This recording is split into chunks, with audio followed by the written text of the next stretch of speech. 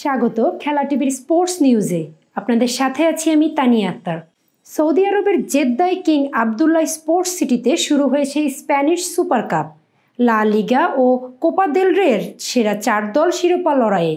2019 সাল থেকে সৌদি আরব প্রতি বছর এই আয়োজনের জন্য প্রায় 502 কোটি টাকা প্রদান করে। তবে সমালোচকরা এটিকে বলেছেন স্পোর্টস ওয়াশিং। এদিকে বাংলাদেশ ক্রিকেটের বড় খবর হলো সাকিব আল হাসান চেন্নাইয়ের বোলিং অ্যাকশন পরীক্ষায় ব্যর্থ হয়েছেন বলে জানা গেছে। আনুষ্ঠানিক রিপোর্ট পেলে বিসিবি চূড়ান্ত সিদ্ধান্ত জানাবে।